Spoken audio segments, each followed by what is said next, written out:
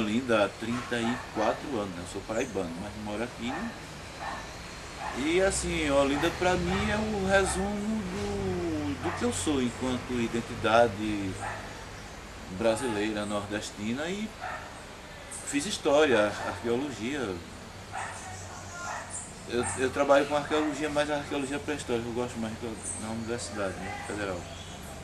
Tem um projeto, uma região do Seridó, do Rio Grande do Norte, e sou funcionário da Prefeitura de Olinda. Agora aqui o meu trabalho é na área de preservação, não só, menos a preservação física, quer dizer, preservação material, pedra e cal, mas a preservação, assim, a memória da cidade.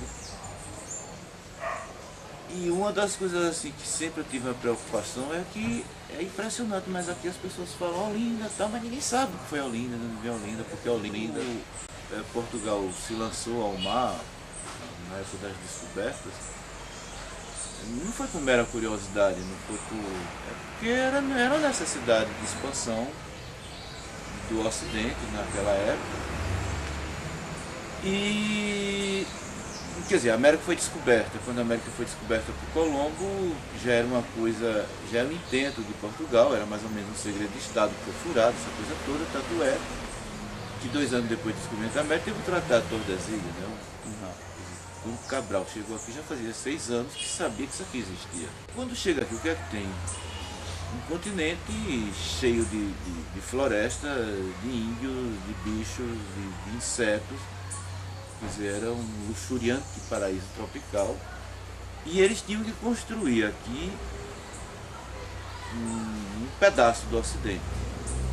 Tinha lá. E aí nesse momento, no caso Olinda, 1535, quer dizer, o Brasil começa a ser colonizado mesmo em 1530, quando já fica complicado, dominação portuguesa no Oriente e tal, tinha que se construir. Não é como hoje, que você pega um avião, atravessa o oceano, desce, pega um táxi, vai no hotel, resolve o que quer e volta. Você se lançava ao desconhecido, ia uma casca de nós, atravessava boiando o Atlântico. Quando chegava aqui, você descia na praia. E aí? Aí você tinha que convencer os índios a lhe receberem. Depois você tinha que construir alguma coisa para se abrigar. E a partir dali você tinha que conquistar o resto. Para você conquistar o resto, essa coisa que você fez ali não podia ser uma morada improvisada. Aí você tinha que ter uma administração, pessoas que cuidassem de fazer sapato, de fazer casa, de fazer porta, de fazer roupa. Então você tinha construir uma cidade, a primeira grande cidade importante, de onde você partia para fazer o resto. A partir de Olinda se foi conquistando o resto do território. Quer dizer, Olinda estava aqui em cima e descia a costa do Brasil até Uruguai depois, né? A colônia do Sacramento, que era no Uruguai, de frente já para Buenos Aires, do lado do Rio da Prata, e Buenos Aires do outro lado. E para o norte você ia até onde? Até tinha o meridiano, que era no Oiapoque, ali pelo Amapá, mas depois expandiu mais. Então era uma costa muito grande para ser protegida por Olinda só, porque as outras capitanias não deram certo. A primeira cidade é São Vicente, né?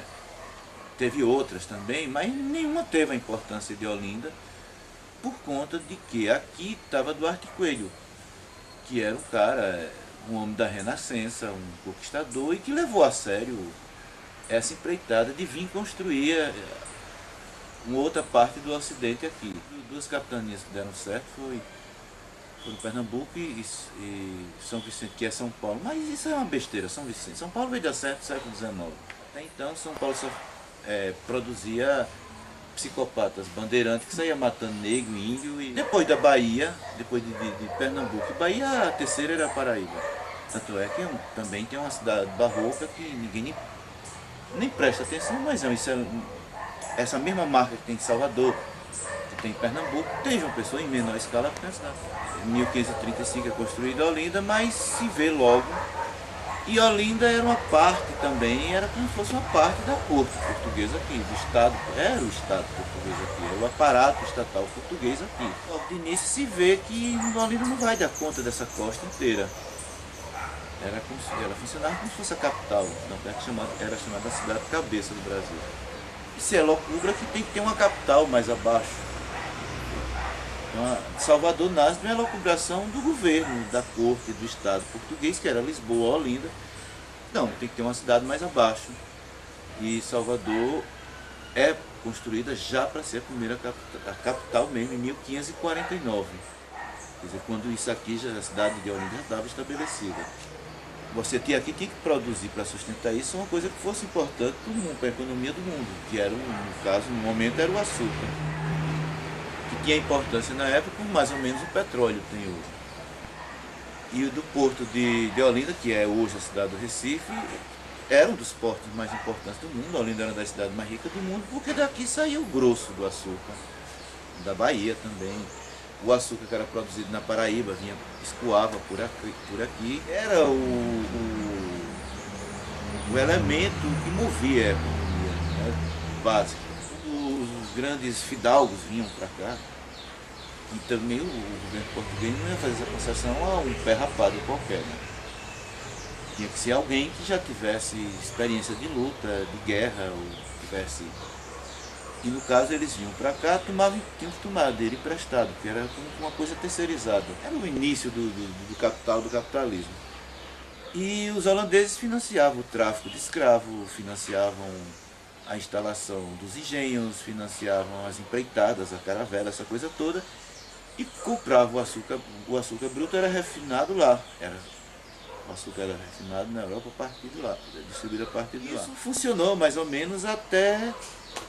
Dom Sebastião não foi aquela doideira dele, aquela cruzada já sem sentido, que vai para o norte da África e morre sem deixar herdeiro, né? Filipe II, que era primo deles, não, agora Portugal e as colônias, ele era o herdeiro, vai ser rei. Era Filipe II em Espanha, Filipe I em Portugal, e aí, como ele vivia em guerra com os Países Baixos, não deixa mais. Né? E ter a transação comercial que tinha. A Holanda, que era os Países Baixos, organizam duas companhias de comércio, a Companhia das Índias Orientais e das Índias Ocidentais, as orientais para ir retomar no Oriente o que eles investiram e aqui também, o que eles tinham investido aqui. Em 1500, o que é que tinha? Eram dois universos antagônicos, diferentes. Né? Você tinha o universo indígena, com toda a concepção de mundo, um imaginário, completamente diferente do europeu que chega do português. Mas quando os holandeses chegam 100 anos depois, eles já encontram uma parte do Ocidente estabelecida aqui. Você já tinha toda essa matriz do que a gente é hoje, por exemplo, da rabeca de Salu, do maracatu, do candomblé, essa coisa que a gente já, essa mistura, essa coisa que existe não existe fronteira entre o privado e o público, essa coisa toda, a gente já estava ali, já era. E aqui se reproduz o que estava acontecendo na Europa, né? Que até então a cristandade era uma coisa só, a forma da sociedade construída e controlada por um Estado, mas muito incipiente, totalitário, e do outro lado a liberdade individual no capitalismo também sem freio. Quando eles vêm para cá, que já tem 1630, 100 anos depois da fundação de Olinda e tal, precisamente mais ou menos 100 anos. Eles encontram aqui já o ocidente deles aqui, tropicalizado, mais caótico, mais exuberante, luxuriante. E reproduzem aqui essa guerra intestina que estava tendo lá entre duas novas concepções de fazer o mundo. Então existia o ódio cultural. Quando eles chegam, eles quebram isso. Todas as instituições que estavam estabelecidas são destruídas e eles não colocam nada. Quer dizer, colocam uma Câmara de Vereadores no lugar. Mas não recoloca essa coisa em toda essa dimensão, até porque essa dimensão católica, que era permissiva, que tinha o negro, o índio, essa coisa toda, essa coisa carnavalizada que nós somos, barroco, isso para eles também era absurdo. Passou por tudo isso. Olinda foi incendiado em 1631, né? E Maurício Nassau chega, mas ele gera desconfiança para a própria Companhia das Índias. Diz, olha, esse cara quer passar a perna na gente. Então tiram Maurício Nassau. É pior a situação. É aquela coisa grosseira da companhia que quer o dinheiro e acabou. E o pessoal tinha passado a história de Maurício Nassau. E aí contém a resistência mesmo e partem para a revolta.